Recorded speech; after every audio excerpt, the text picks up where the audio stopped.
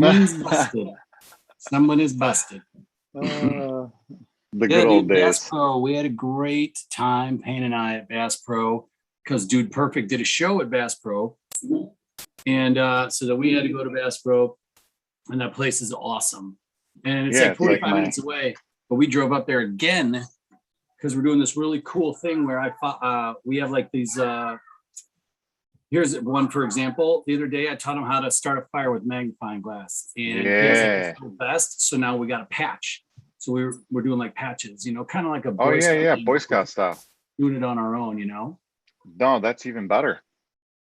I don't have a mic hooked up. You don't have a mic hooked up. We're probably I fine. use my earbuds. Yeah. Always. I love those things, man. These things, the pros, because of the way they fit. Like here, I have my other one. Like the way that they fit is just better because of this angle. Like the other ones are straight up, and they never worked for me because they'd like fall out of my ear, So these pros, though, when they put that angle on, dude, it was a game changer, bro. Okay. Love. Oh, you got them. What do you got in your ear right now? I got the pros, bro. But Yeah. I didn't have them on. I didn't have them on until just now. Yeah, here, connect to Bluetooth. Let me hear. I'll see if there's a difference. All right. Not everybody's gonna want to raid around for us to do this. So let's talk That's all good. Yeah, no, I was gonna say, I actually just watched the recap. Speaking of Apple stuff, good transition here. Of the new watch, the new iPhone, the new iPad. They released a bunch of stuff today. Did you end up seeing any of that? I watched that whole 15-minute thing from Apple, which is great because Jenny and I have been texting back and forth about what we were going to get. And now I love your hat, by the way. And now I may be thinking iPad as opposed to, we were going to do maybe a desktop, or Jenny was going to do maybe a laptop. I don't know, man. It sounded like that thing could be a freaking desktop with that one mount where you could just like magnetically stick it to it, and then you can get like a Bluetooth keyboard, dude. What's the difference at this point? Well, and you could tell that the products are really geared towards creators. Everybody's creating these days, though, but everybody wants to make movies with their own stuff, and they want to, they're also a lot of people doing agency work on the side. You could see how it was like a lot of the camera updates where, focusing on your face, the cinematic, that was really dope. I was really into that. I mean, and the forward-facing the selfie camera, I appreciate that the selfie cameras are getting better because the zoom and stuff like that. I was not really a fan of getting a new phone, but because of the space you and I are in, I think I have to do it. I get watch, a phone. Secondaries, and then you just rip away. Yeah, go for it. What's up? You're completely right on the watch, and the 7 is like I'm ordering it like now or as soon as I can. The minute I can order that bad boy, I am as well. So it's dope. Well, look, I'm telling you, I did all the homework in the world, and I actually had I had 2 Fitbits. I had the Nike Fuel Band. I had 2 Nike Fuel Bands. And Rachel got another Fitbit. I got a Sunito or whatever that thing is called. I can't even pronounce it. It's like a Sunito or SUNNTO or something like that. I tried a ton of different watches, right? I ended up selling that Sunito or whatever it is. I can't even pronounce the name of it. I'm horrible with like looking at a word unless I do it really slow. And, I can't. I'm with like names and stuff. Like Joe Rogan's the master with names. I'm horrible with that. I butcher names on conference calls. I'm like, Mr. Haki Madahiro, I'm like, ooh, I think I butchered that dude's name, man. Yeah. But yeah, no, I've tried every watch in the book. And then finally I just bit the bullet because I did not want to get the Apple Watch because I'm like, I don't want to be one of them guys walking around with an Apple Watch, dude. Well, I didn't get it though, and it wasn't. Oh, there you go. I hear it now. I hear the difference. I switched it up. Prior to the rings, I suppose, and stuff, the activity part, it was a watch with whatever was on it, so it didn't make sense. But when it became a part of the fitness regimen, then it was different. You know what I mean? Because before that, like it became a way of life. Yeah, it did. It has. That's been really. But before cool. You were saying something before then, though. Yeah, before when the watch earlier and when the watch before it had that, I thought the same thing. What am I going to do with this freaking calculator watch? Whatever. It looks fancy, cool, but like whatever. I actually like a plain Swiss Army with like a band. Like I like just a plain watch, but this takes the cake. How do you Can't mess with It's it. Apple, dude. I mean, those guys got it figured Yeah. out and then some. Yeah. They're Well, the biggest company in the world, the most money in the world. They have the best engineering in the world. And yeah, I give it to the people that are not fanboys. They do update slow and gradual, and they don't go crazy and like push the limits on some stuff like Samsung does. They perfect it first. They've always said this. Then they integrate it into their devices because they don't yeah. want people to have a bad user experience because that just turns them off. So they make sure that that shit is tight before they put it into their devices, you know? Super No. tight. No, I know that makes sense. I mean, that's why UX right now, not right now, everything's hot right now, right? Whatever. But like UX is a user experience, user design, that type of thing is hot, really. I mean, if you think people pushing it right now, because that's what it's all about, right? How are you going to have happy customers besides product? It has to be about the experience. Speaking of experience, good segue. Mhm. Bass Pro totally got sold on like the it's a 3-night. It was 3 nights, and I was like, I don't know, I'm not gonna do it. I'm not gonna do it. And then she's like, fine, 4 nights or whatever. No, 3 nights or whatever. Yeah, At where one of at? these places, I don't know, one of these like a blue green vacation, right? So then you Oh go. yeah, no, I know that place. Yeah, it was like 100 and whatever, $100. But then you got to go listen to a The sales spiel when you pitch. get there. And she said it. She's like, look, it's 2 hours. She's like, you would be silly to not take this deal. Like, it's a really good deal. I'm like, all right. I'm like, Yeah. what if we don't go to the pitch? She's like, then it's $150. I was like, so we can just go, and if we don't go to the pitch, $150 if we don't feel like it. She's like, yeah. I'm like, that's cool. Jeez. And then Okay. and then I was like, fine. So I paid her like the whatever 120 or something. And then she's like, and are you gonna get him something today with me and Payne? I'm like, yeah. She's like, here's a $50 gift card right now. Oh my She's God. like, just go get him something really cool. I Wow. was like, all right. She's like, then if you sign up within 30 days, we'll send you a $25 gift card as well. That's I crazy. think they're just trying to get people to stay or whatever, man. I don't know. Or they think that I'm the type of person that buys this is also the type of person that buys That would share. the timeshare. Yeah, dude, I'm telling you, man. Just be like super rock solid and say no, because I love timeshares, and they're good and all, but then you're stuck going, well, they'll tell you, oh, we have a bunch of facilities, but literally you're kind of stuck then on you limit yourself on destinations for vacations, and it's really hard to unwind it. If it was easier to just unwind, yeah, I'm all about it, but they're so hard to unwind. You know what's interesting is how do you change that industry? Like, what if you just said, like, put a term on it, be like, look, this is 5 years, and then you're out. Like, that way, whatever, and make them. Or you could re-up. Yeah, or you could re-up, and like there would be, then I would have to provide a good service and a product, and you would, you know what I mean?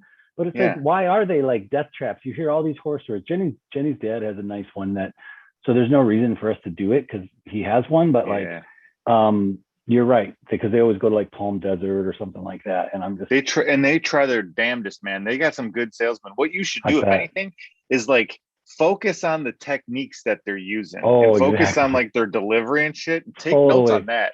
Instead of taking notes on the pricing, go, word choice. Yeah, exactly. Start taking those notes. Look at his body language. Yeah. Eye contact. Okay.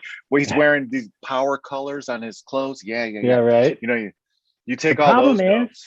You could probably look at all that, and even if the guy was fake as shit and everything was like, you were just like, what the hell? But like the price was probably amazing. You're probably like, really? $5,000?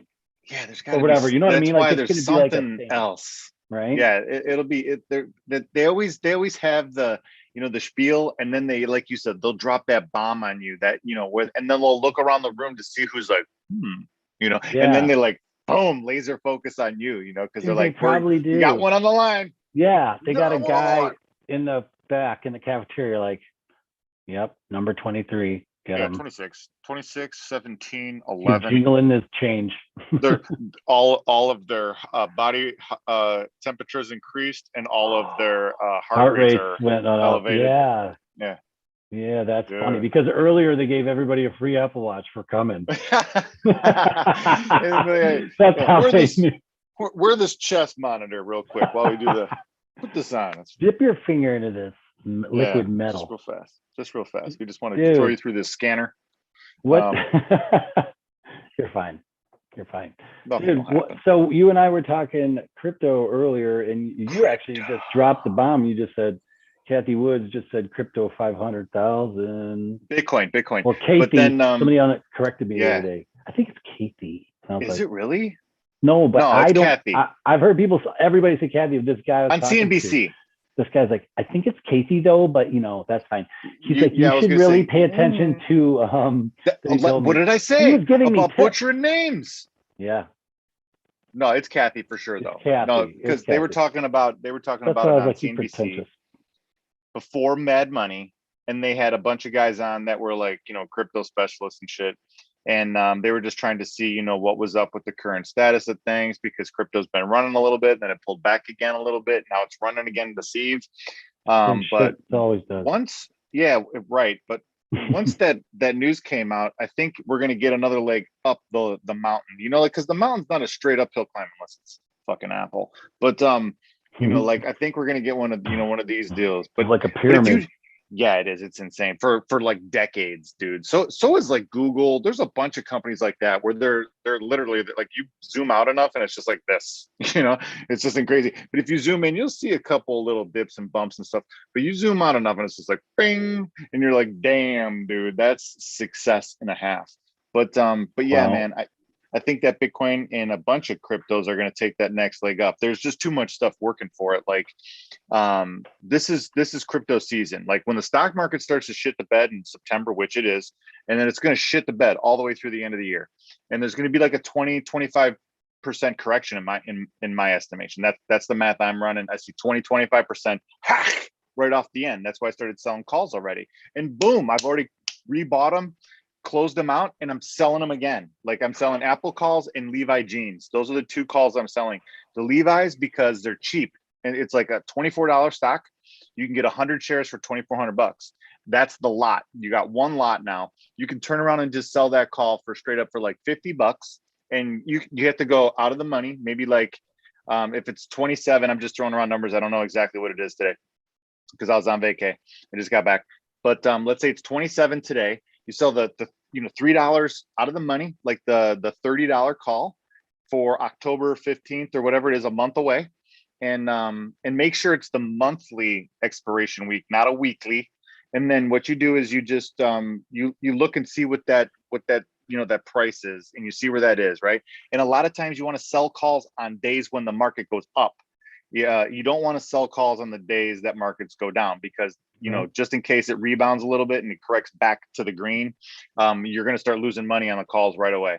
And when I say lose money, don't be deceived. You're not losing any money, because you have the stock, you have all the gains from 27 to 30, no matter what, even if it gets called away from you. So you're going to make $300 no matter what if it gets called away from you, because it's 100 shares, $3, $300, plus whatever you sold the call for, $50 or whatever. So now we're talking $350 minimum.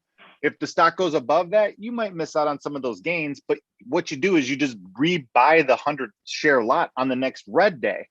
So the next red day you buy your lot, you wait for a green day, sell the call, watch it come down all month, because you have a bunch of factors working in your favor, right? The correction I'm talking about is going to be your biggest one, but then the next one is time. Hey, I'm trying to teach your boy how to make some cash. No, it's all good. Just let her know that I'm trying to teach you. Trying to teach you how to make some cash, some quick cash, some side hustle money. Yes, please. But tell her I said yo, and she says yo, and keep it appreciate real. her stopping by. And he appreciates you. And you should do a dual podcast with us sometime. We can really get into some hard hitting questions. I like this idea, dude. I could play like the relationship therapist between you two. We don't have to put a live on YouTube.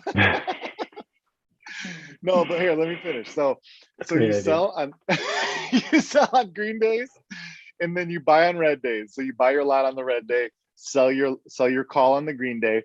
And then, like I said, you got two factors working for you. One, the correction in the market that I think is going to happen. That always happens in September anyway, even in October.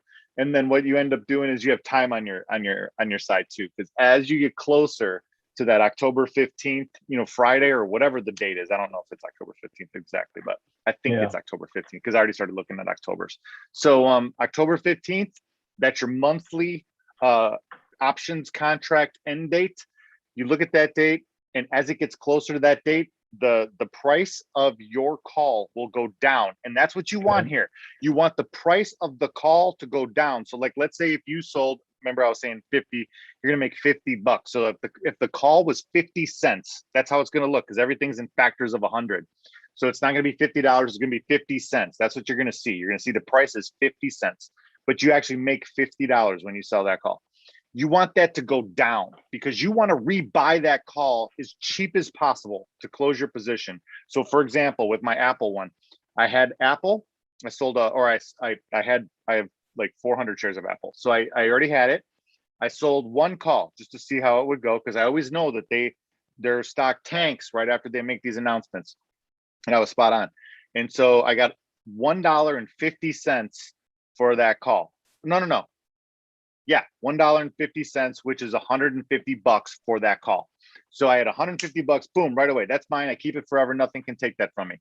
So then I just wait to see that call go down from $1.50 to whatever. So I was like, okay, I want to get at least 75% profit range before I start looking to sell this thing, which means it would have to get in the range of like $30 or so, or 30 cents. I want to talk in how you'll see it. 30 cents. So from $1.50, I'm looking to rebuy it like 30 cents, which would cost me $30 again. So I'm actually going to net a profit of $120 here if it hits 30 cents. But instead, I saw it tanking, so I put in a limit buy to buy my call back at 24 cents. So I was like, okay, I'm willing to cash my position out completely at $124. So I made $124 today on the Apple call, all said and done, bought it back, and now I can resell it tomorrow morning again, because I was on the plane when the transaction happened. So I set a limit, got on a plane, had no coverage, got off the plane, turned on my phone, bing, it's like, oh, you sold that call for 24 bucks. I didn't think it was going to drop to 24 bucks. I was like, this is great, because then tomorrow I can go resell it again for 150. So that's what I'm going to do. I'm going to go tomorrow. I'm going to look at that October 15th. I'm going to resell that shit for 150, wherever that is. You know, it might be $3-4 out of the money, like I was saying. And then, and just wait and see what happens again. It starts tanking. If it tanks hard in one day, you might get that thing at $1.50 again. You sell it at $1.50 again. It might tank all the way down to 50 cents. If it tanks down to 50 cents in one day, sell that shit right away, or buy that back to close that position right away. And then you're going to net $100. And then the next, or even that day, you could do it again. So you could sell it again for another $150. So not only did you just make $100 completely clear and closed, you now got another $150 on the same exact fucking October 15th call. And now you just keep doing it over and over. So as the market tanks, dude, you could just keep fucking cashing in. It's insane. And then when it goes back up, you just sit there and go, back and sell it and buy it back and sell it and buy it back. Well, no, you don't have to move. You keep the shares the entire time. The shares never leave your hands. You always own the shares. You never ever lose the shares. Yeah, you're the calls though. Yeah, the call. The call part of it. You just buy the call, sell the call, buy the call, sell the call. Yeah, or sell the call, buy the call. Buy the call, sell the call, buy the call. Then buy, sell, then buy. Yeah. You want to sell to open, buy to close. Yeah. So that's how it'll look on the form when you're going to move this thing. But dude, it's such a genius move. I do it with Levi's, like I told you.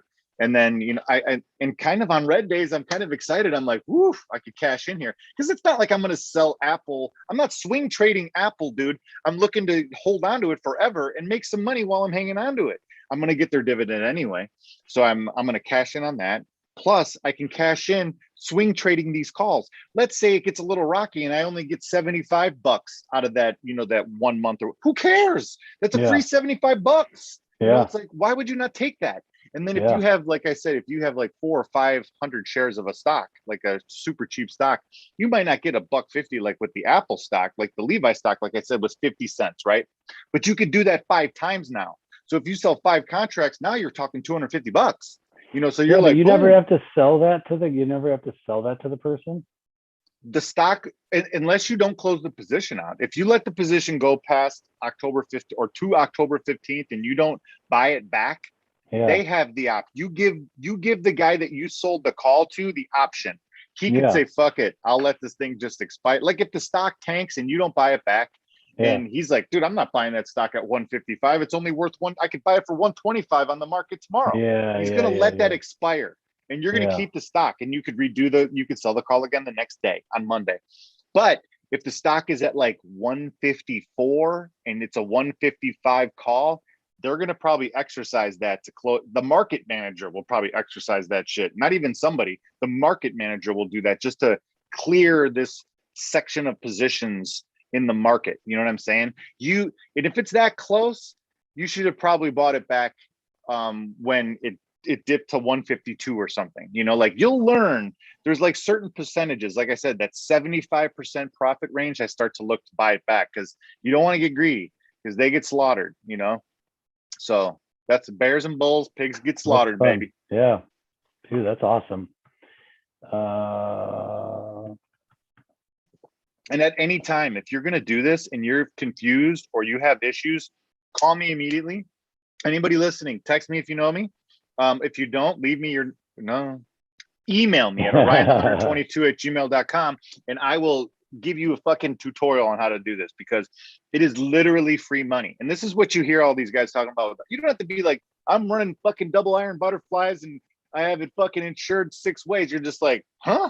You know, like, well, why would you do that? I'm It's doing like, Quinellas. I'm doing boxes. Yeah, I was just Do gonna you say, think Quinella? I'm gonna do that. I'm going to the fucking track, or I'm going to the craps table, bro. I'm not doing that with my money in the stock market. I'm gonna grind out some fucking easy ass wins, and that shit just piles up.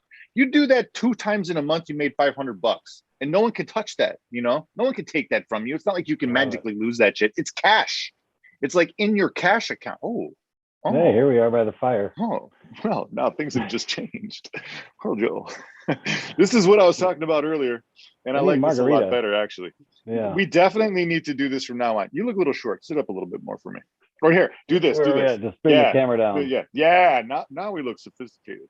All right. So, Joel, as I was saying out of the course today, the options game is very hot, like this, like this fire right here. You know. A little warm. I needed this warmth on the plane today. I was so that's what I did. I was so cold on the plane today. It was ridiculous, man. I was like, hey guys, I know it's summer and everything, but I was literally like this on the freaking plane. Yeah, you're like, I know COVID, whatever. They're like, do you have any of those blankets? Yeah, I was like, Jesus, man. Even the ones you gave the Native Americans, whatever you got. Yeah. They're like, I think we have one back in the cargo hold. Back in the 1700s. Oh shit, dude. Okay, I like this. I would like. Okay, so I don't want to beat a dead horse. We can do it offline.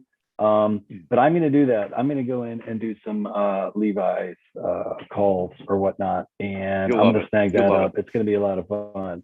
That's why I said that's my tip for a good stock that you can roll this thing on. I love Levi's. Don't get me wrong, but you can roll nice cheap $50 calls all day on that shit, and you can buy it for cheap. And then once you get another 2,400, buy another 100 lot. You know, now you got 2 of them rolling. So now you're rolling 100, and that'll cycle quick.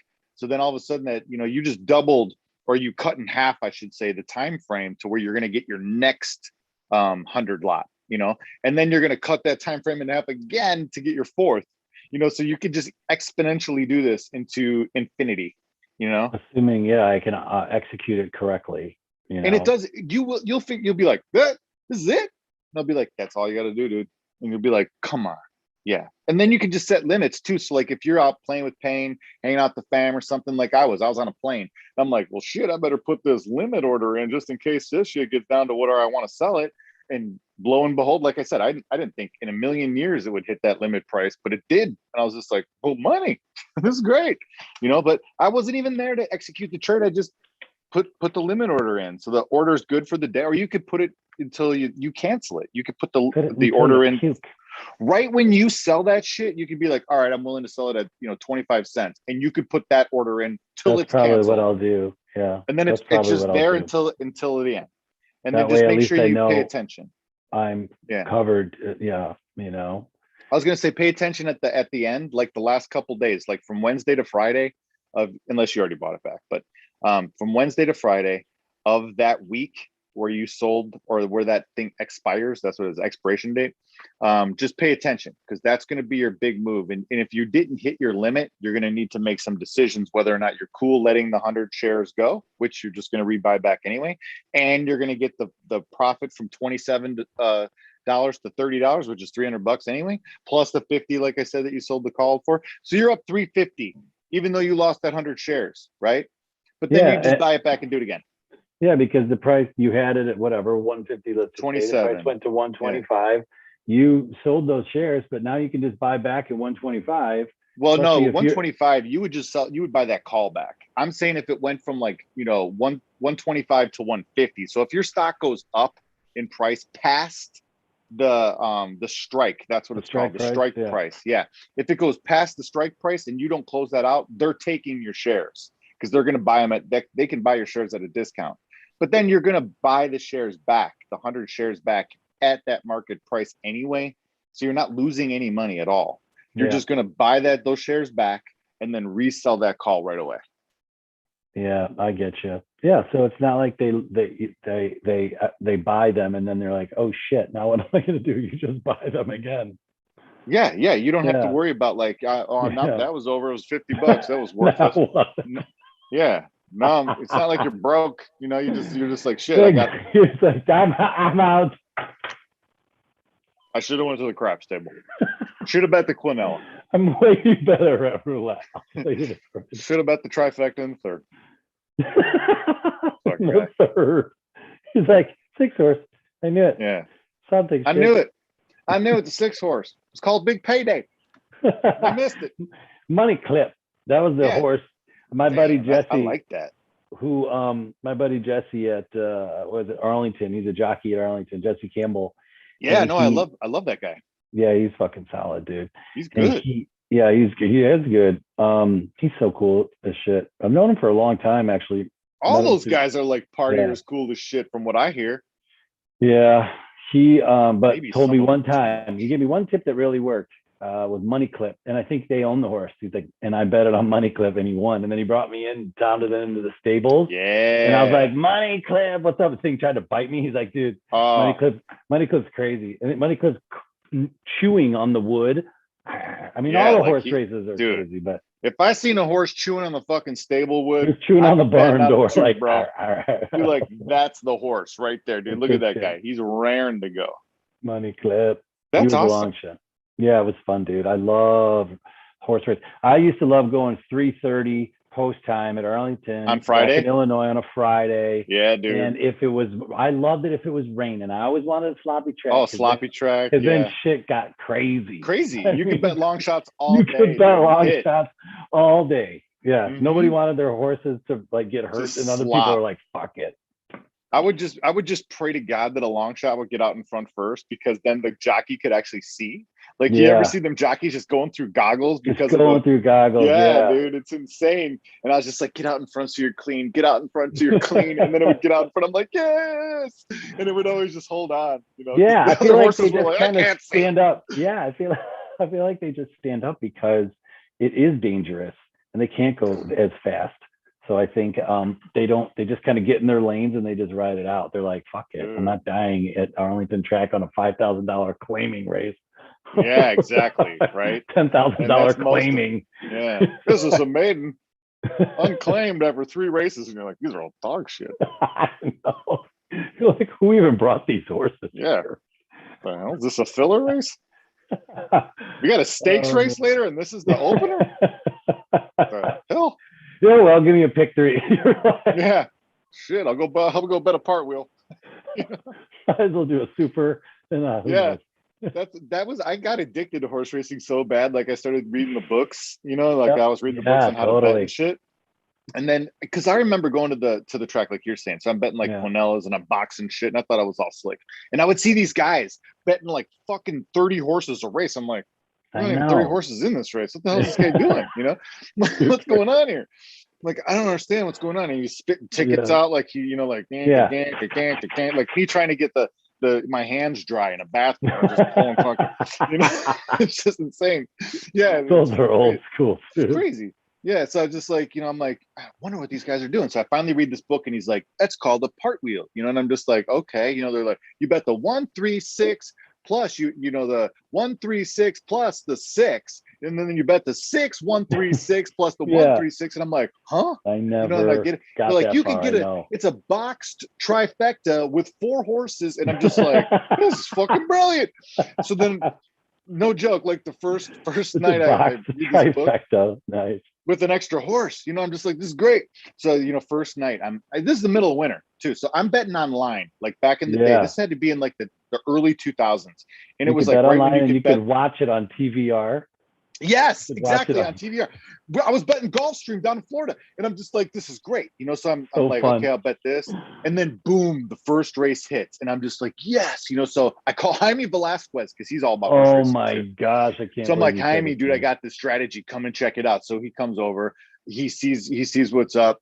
We win some races that night. We go to the OTB the next day. It was like a Saturday. It was a big day. It was graded stakes. Like I said, it was like great fucking main event day and everything like that. So we go there. We're hanging out. It's all these like super, crazy old school, gamblers, just Yeah. degenerates at these OTBs. It's right on the track, the OTB in the back corner at Arlington. Oh yeah. And Yeah. it places Upstairs, just like a yeah, green carpet. yeah, and you had or to walk whatever. out there. Yeah, and everyone's power smoking Everyone's right outside the doors. smoking like And it's crazy. just, yeah, it was great, dude. Yeah, I And loved they're it looking too. at me and Jaime like, who's the new young blood? Yeah, who are these stuff guys? like that.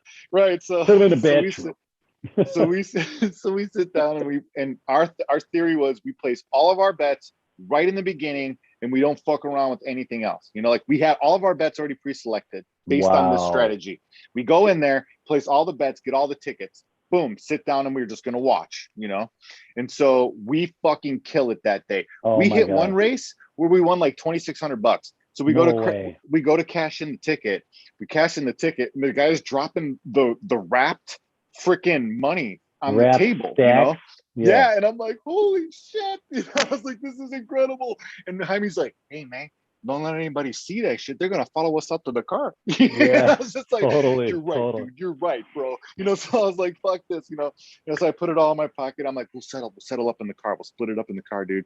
And I'm not even kidding you. Like, I don't have my wallet on me, but I kept one of the 100 because I gave Jaime the other one because we only got two bundles. It was like $2,600. I kept that 100 wrap in. I still have it in my wallet, like as good luck forever. Yeah. Since Dude, that that's day. baller. That's It was great. so much fun. You just made up like a wheel system, a betting system or whatever. Well, no, I just copied. Like I said, I even have the book still. It's downstairs. I just found it. No, it's not that one. But I just found it downstairs. I was digging out looking for some other books. Actually, the book of knowledge, the I Ching. But ooh, nice. yeah, I'll show you this in a second too. But yeah, and I was just reading that book about smart strategies for betting on horse racing, and is that what and it's the guy. called? Well, no, I'll even send you a pic. I'll go get it after the call. I'll send you a pic. Check it out, dude. It's not only a cool book about like how to bet horse racing. It gives you like examples from past races, like past Kentucky Derbies and like big races where they have applied the strategy, and then they show you what happened from applying the strategy. And they said you can go back and kind of do this, anyway, and just say like, okay, I'm going to look at the card before I look at before I look at the results, and this is what I would have picked to see if you're on the right track, because they give you a couple different, you know what I'm saying? They give you a couple different factors to look at to pick your horses, because picking the horses is the main deal still, right? I'm buying the this bear thing speed immediately. figure, like their track times, whether they always run, this distance versus distances do they distance. run? Turf versus dirt, all that shit. Yeah. So you had to like factor in some stuff, and they teach you kind of how to bet some of these, or how to find the horses to bet.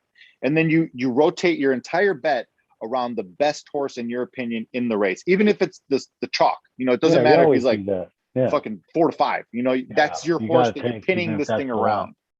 Yeah, that's a lot of times the thing is, when you do those bets, you do have to take that favorite and work off there. A lot of people don't want to because it's not sexy, and if they're only betting win, play, show. So I like to play. I think a standard bet for anybody who's brand new is $5 across the board on a horse. Right. I love that. Great. That's a great bet. And if if they're in the 5 to 1 to 6 to 1 odds, you're going to maybe $40, $50, $60. There's something in there for like a $5 bet. You can do like a $40 win. Happy as a pig in shit. Happy as the biggest shit. And that's if they win, so if they take second, a little bit less, third, a little bit less. But I think it's a nice coverage.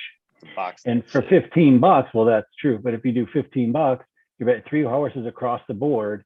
And like, if you out of 3 horses, so it's $15. Well, actually, that'd be 3 separate horses. Or are you talking like in a try?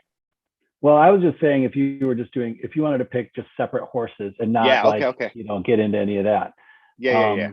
But still, a $5 across the board on a horse is a $15 bet. So that's a $45, bet for 3 horses. But I mean, there, if one of those, but they have to be mid-range. You're talking times 3 if you bet 3 different horses like that. Gotcha. Yeah. Dude, you pumping down reins right now? I got to, dude. I gotta close my rings after this. I didn't run 5 miles like you before this call, so I got to do something. And you know how hardcore I am.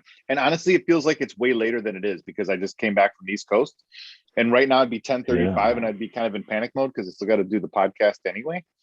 So I'm gonna get on the treadmill, and I'm gonna say, okay, while I'm gonna kill 2 birds with 1 stone, right? I'm gonna get on the treadmill, and this is how I operate. I'm gonna give you an inside look into how Tony Jones operates deep into the night.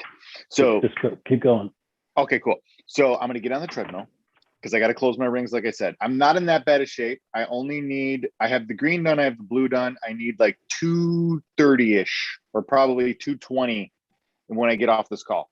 So 220, not too bad. I don't have to like power run that shit or do anything crazy. I just got a steady walk at like 3.8-ish, something like that, miles per hour. And I'm going to completely run through what I'm going to do on the podcast in my head and kind of even practice it, while I'm on the treadmill knocking out my rings. So I'll do that from maybe 10 to 11. Then the podcast, I'm only going to keep it to like 5-10 minutes tonight because I'm running out of time on the month and it recycles in like 3 days. So I'm going to keep it kind of innocent on the time frame too. So that'll help. And then I'm just going to be ready to rock. So I jump off the treadmill. I don't do any video work after I get off that treadmill and I look like I'm dying. So I'm just going to do audio work, bang out that podcast, and then I'm good to go. So that's kind of how I do it. That's why I'm always up until freaking midnight and past midnight, because I'm trying to just slam stuff in as much as I possibly can. And then, I could do it in the morning, but like, I don't feel like I'm as on fire in the morning as I am in the evening. And it could just be, again, like the whole switcheroonie, and maybe I can get it that way. But like in the morning, I'm kind of like brain fucking dead. Even if I get up at, 10 o'clock in the morning, I'm still brain dead till noon. If I get up at 8 in the morning, I'm brain dead till 10. Like the first 2 hours, I'm just like a zombie. Yeah. I've been thinking a lot about this. Actually, we can leave it at this because I know you got a lot of stuff to do. No. I appreciate how you broke it down like that. That was really cool. I've been thinking a lot about that. And I'm sometimes I was like, well, hold on a minute. Like, am I just really trying to fit into this mold of this early thing? And so I've gotten up a few days, but granted, the days I got up, excuse me. I seen you kill it, but look, you're tired now. But the days, which is good because this is bedtime. Normally I go to bed by like 9, man. I've been doing really good about that. But I was just about to say, I'm about to tell you, I wasn't sleeping, but what I was going to say. Me neither, bro. What I was going to say is that like, I got up early a few days and then I tried to go for my runs. Granted, it was only a couple times. I didn't, keep going, but I found out that just like running at least at lunchtime or, 10 a.m. maybe. When you just did? Lunchtime or a little bit later. I'm just stronger. I'm stronger later in the afternoon. You were texting me that the other day too. Yeah. Like I'm just so then I started thinking, okay, well, maybe I should shift this thing. Like maybe getting up early is one thing. Like I've already been talking to the guy at the newspaper. I was like, what if I do a newspaper route at like between 4 and 6 a.m. And he said they have multiple routes and they pay a couple $100 a day or a couple $100 a week. So there's a couple $100 a week. So there's a couple $100. And then what if right after there's your Bitcoin money. But then what if right after that, because I'm signed up for Lyft, then after I deliver the papers, I Lyft drive for like the next couple hours till like 9 a.m. because that's like a really busy time to drive. It is, dude. No one's doing it. So maybe I can knock out some money there. And then I come in at 9 and I take Payne to school, or maybe I don't do the morning part because I always pick them up. And then what if there's like downtime there and then I get to hang with Payne, and then at night, like, I don't know. But I want you to know, like, this is where I'm thinking. I'm like, how am I switching things? Because maybe I am just supposed to be up later at night, because then maybe I sleep a little bit during the day or something. And Payne comes home, I'm up. I don't know. I'm thinking it through. Like, Yeah, well, you know what? You just do trial and error. Yeah. And like, if I could go into the DJ, into like the, do some DJing right now. I mean, like in my house, like not DJing a party, but like if I had up some music equipment and I wanted to start making music, like this is a time for that. Like, oh, dude, I agree with you wholeheartedly, because I'm just a night person, and I think that I'm more creative at night. I have more energy at night. I have everything done and out of the way. Like, I know a lot of people think the opposite. They're like, I get the stuff that you're talking about done in the morning, and then I take care of the rest of the stuff because I have that stuff out of the way. So you could think about it both ways. But in my mind, I take care of all my responsibilities. Everybody's settled and doing their own thing. Everybody's spent time together. We've done the dinner thing. We've cleaned. We've taken out the garbage. We've worked. We've schooled. We've showered. We've, exercised, everything, whatever. Boom. Then I sit down, like I said, and I'm ready to rock, and I'm focused, and I can do whatever I need to do. Podcast. I can do, I could read, I could write, I could do art, I could do, computer shit. I could do whatever, you have the hour, 2 hours or whatever till you go to bed to do whatever the hell you want, because no one's going to bug the shit out of you. And that's the key for me, is no one bugs the shit out of me at that point. I don't get any distractions. I don't have any people honking their horns, or like, driving heavy machinery, or like jackhammering, or like, something that's just gonna like, like, these fucking birds, or like, I don't know, you just don't have any of those distractions, because it's like everybody else is asleep, the world is dead, and then you're just able to operate in complete silence, complete autonomy, no distractions. Yeah, dude, I think that's like the way to go. I mean, because even if you try to get up in the morning, you're right, like there is a creativity part to me that can be very creative in the morning, and a fresh brain with some coffee and stuff like that. And like, but sometimes that's what I hear. It just takes a little while. So like, and I don't know. I just wanted to say that, like, definitely I'm kind of changing my mind on it, because I'm not sure it's for everybody. And you look at Jocko, and one thing about him, I mean, he was trained that way for a long time, and that's what makes sense to him. Yeah, for the military, right? And so I think getting up in the morning and like doing certain things in the morning, like I've been doing this yoga and getting back to journaling, and and I just thought like that's good for me in the morning, and that's what makes me happy in the morning. I'll tell you what, I'll leave you here. The last few days, not just the last few days, but just all this running I've been doing, when I'm out there, man, I am fucking happy. I am smiling, I'm joking around, I'm laughing. It's the chemicals, man. Having so much fun that, like, what I want to say is I'm not going to try to fit work in anymore. Work for me is going to be physical. It's either going to be something blue collar, whatever you want to call it, or it's going to be fitness related. And I think it's going to be fitness something or other. And I don't know, but I need to move for life. I can't be a secretary like this shit, dude. Can't happen. Yeah, we were going to talk more about that kind of leading into the show, but 45 minutes went like that. And I think that you're right. I think that we're all at a point right now where we have to make some tough decisions, right? We have to ask ourselves, what do we really want to do, right?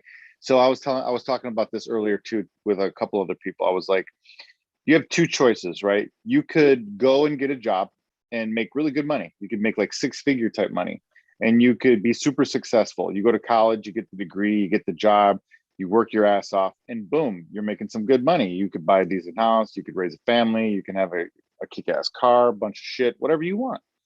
And essentially what you need to realize though, is by working for somebody else, you are helping them accomplish their dreams. And I've said this a billion times, and I'm going to keep saying it a billion times.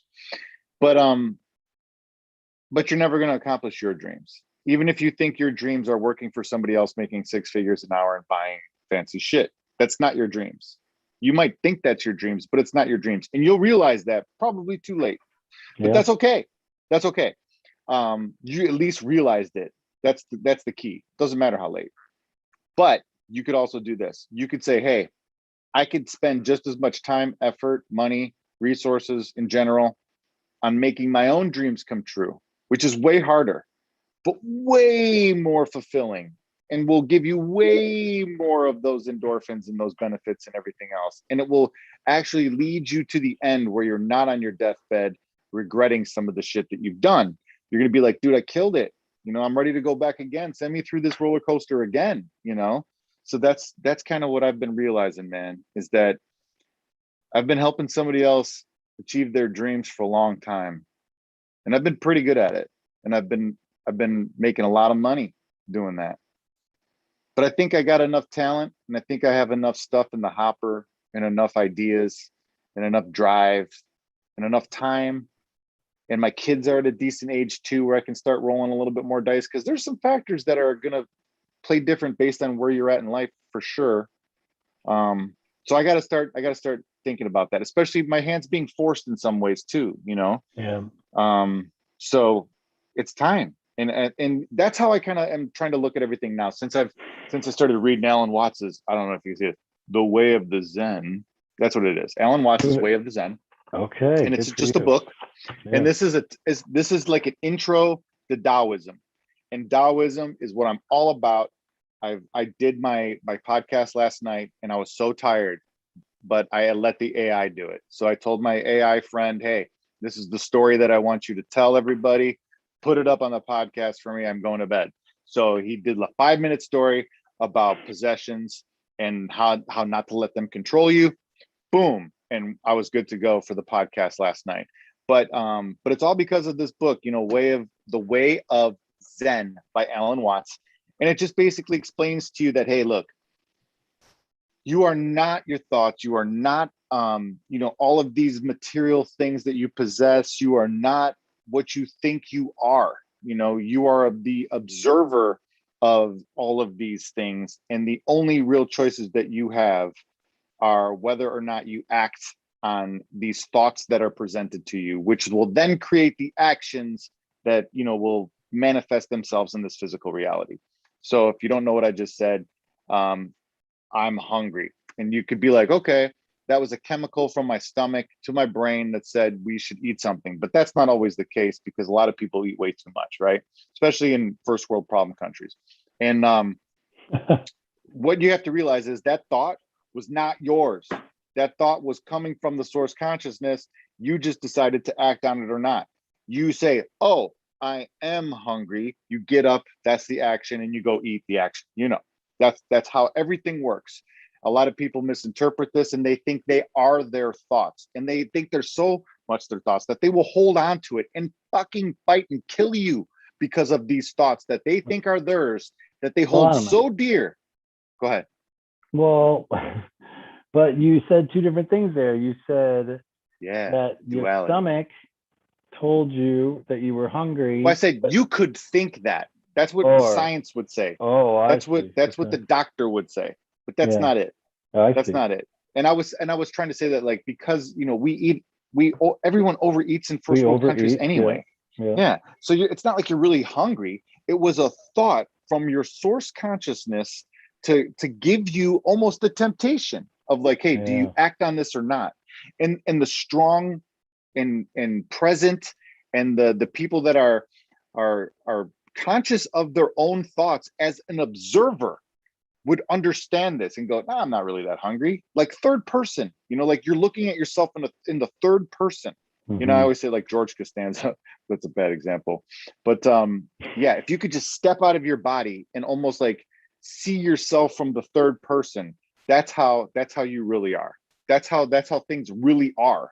But nobody sees that. They think they are their thoughts, and they hold on to them so dear that they're willing to go to war and kill people over their thoughts and their ideas. And that's crazy, because that's not even yours. That's everybody's thoughts. And those are just the ones you decided to act on. And everybody has that choice. And I don't think people realize that that's how reality is. And they might, but there's probably a hesitancy to say, you know, because I agree with the source consciousness, but it's like, why is it beaming things to me? Why is it feeding things to me? Then why is it, what do you mean? Why is that happening? Like, is it, I don't get it. Or yeah, I mean, I don't know. I'll tell you. So it's more like this. It's not so like your theory of why is it beaming this to me is the problem, right? There is no you. That's You're what people saying ask. that you are your thoughts. You're not your thoughts. No, I'm You're saying the I'm the observer. receptor here. Why did Right. why is the thing have to come down and try to make me hungry? Why does it have to tell me that? Well, you're Doing not it the again. receptor. You're not the receptor. You're Well, the this body observer is, of right? that reception. Yeah. Yeah. So that's the hardest part to wrap your head around, right? You're always going to go back to like a me or an I, and that doesn't even exist. So Okay, right but there, what I'm saying is, okay, there's this being, let's call it, we don't have to call it me.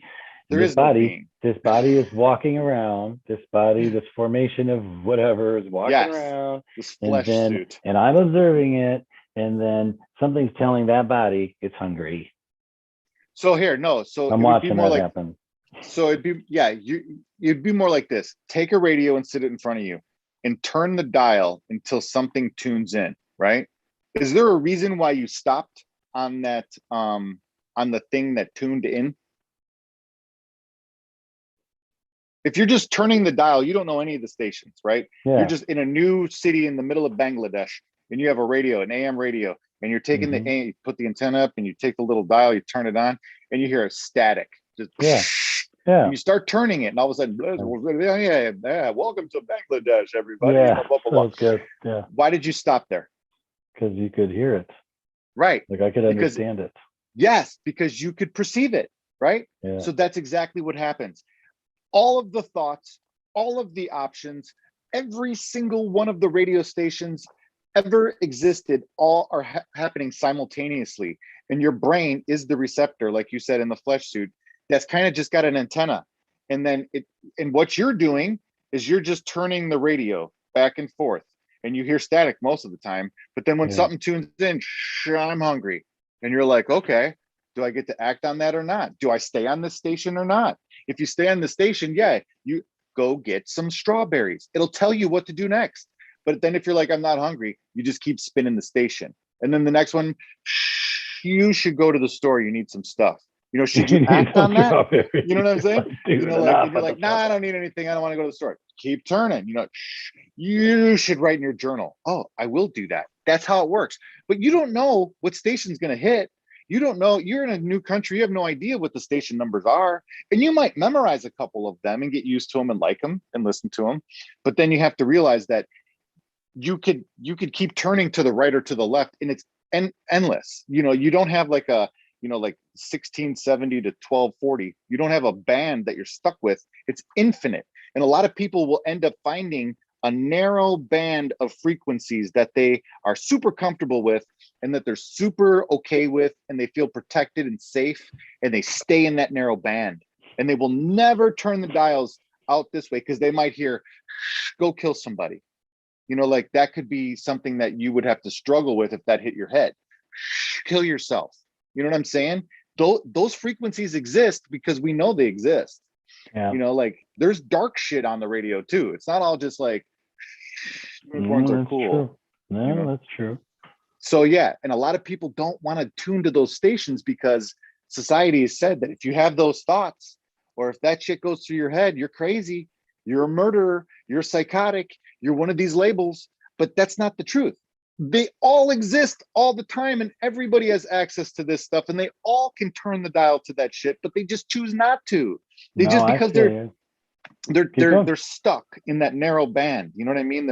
They always play it safe. They always want to make sure that they don't step outside of these boundaries, which are created by society, which are created by your parents, which are created by your friends and your peers and your job and everything else. You know what I'm saying? So like anybody that steps out of those little frequency boundaries is considered something else: crazy, stupid, lazy, you know, like I don't know, disingenuous. There's just crazy stuff that you irresponsible, lost, you know, like stupid, you know, like all these things that they'll throw at you because they want to keep you in that narrow narrow fucking band, because everybody else tunes into that. And then if you start talking about what you heard on some of the other stations, they'll be like, you're a conspiracy theorist.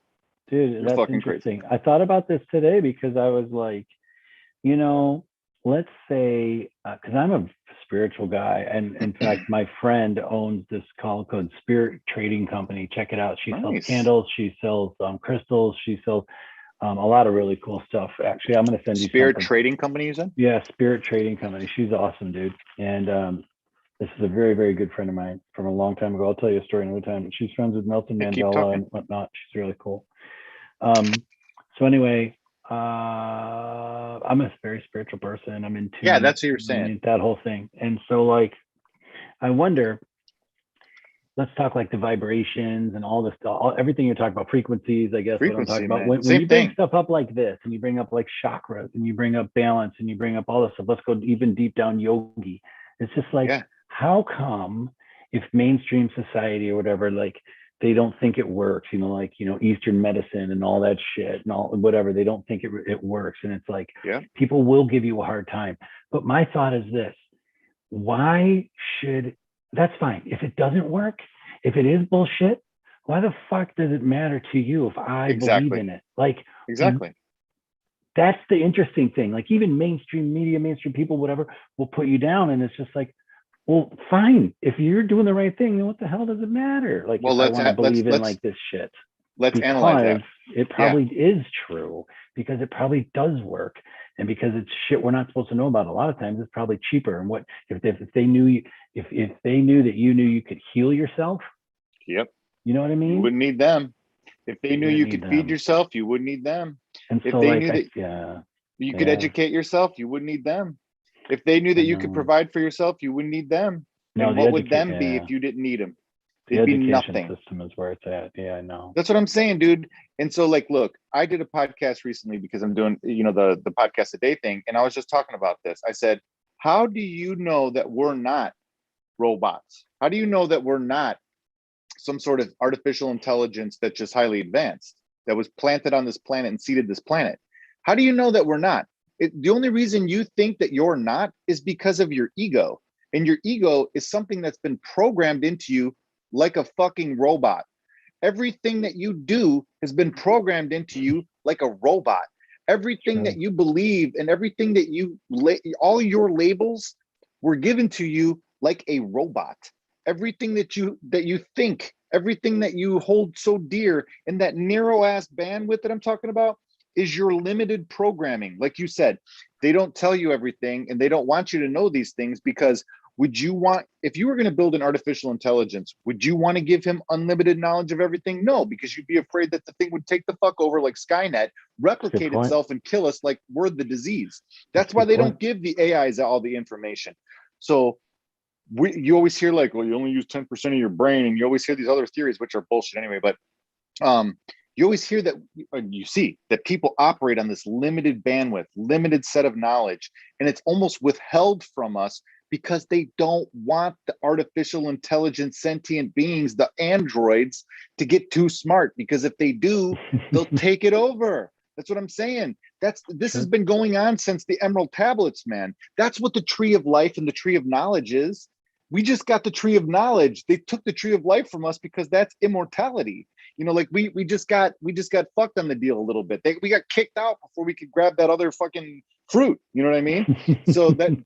But the Tree of Knowledge is the thing that kind of sucks, because when you have everything figured out, you end up dying and have to start it all over again. So that's kind of like the vicious cycle, and like you never get out alive type of thing with life is, if no one realizes this, the minute that you die, you're just reborn again right away into another flesh suit, and you have to operate again and do it all over again. That's the trick. Do you believe that? Like, for 100%. It's like going to sleep at night and you never wake up. When you wake up, you're a baby coming out of the birth canal, and you start this whole thing over again. So it's just never ending. You just don't remember it. Some people do. You just don't remember it. It's exactly what's up. And again, what are you remembering? Remembering all the shit that I did. No, you're not. You're remembering a limited set of frequencies that you used to tap into, that you were comfortable with. But then when you go to sleep and you go into the great void, into the darkness, and you don't come back out into the frequency realm that you were just, completely used to, it'll feel like you're there for eternity, and you will forget everything that you know. You will forget all your labels. Because that's all you are a set of labels. Like some stuff that was given to you when you were born, like your name, your religion, your race, your country, your, that determines, your economic situation. All these things were just given to you from the start. You had no choice in this whatsoever, right? You were born into it. And that's the same thing. All of those things don't matter. You're not going to remember the Ferrari that you bought in retirement or the vacation house. You're not going to remember your kids' names. You're not going to remember your name. You're not going to remember your wife's name or anything. It's going to be darkness in the void. And it's going to feel like a billion years, and you're going to forget it all. And then all of a sudden you're going to wake up and you're going to be in a birth canal. That's pretty interesting.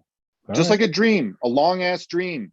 And you're going to see everything. Like they say, you're going to see your mom, your dad, all the people that you lost, all the dogs, all the fucking, all the famous people, all that stuff's going to flash before your eyes a billion times even. And eventually you're going to be like, who is that again? Man, that guy looks pretty cool. I think his name started with an E, like Elvis. That's it. And you're going to be like, oh shit. Eventually you're going to get to the point to be like, I am started with a T. I think it was my nickname, Tim. You're not going to even remember your own name. And then eventually that's going to go. And you're going to be like, I am nothing. I am the void. I am darkness. I am energy. I am consciousness. I am born again. Yeah. And you're going to come out and you're going to start it all over. No way. That's what you say? That's how it works. That's how it works. I love it. I love it. Yeah. You will be forced to forget. It's not like it's going to be like you walk through some car wash and you fucking are good to go. Like you're forced to forget through time in the void, in your thoughts, and in the consciousness, the pure form of consciousness. And and all of that shit is just baggage that you're going to have to forget before you can get back on the ride. So that's why they always say to like travel light, keep it simple, minimalization. That's why the yogis, like you said, and the Buddhists and the monks and the Zen guys, they have like one outfit, stay in the same place.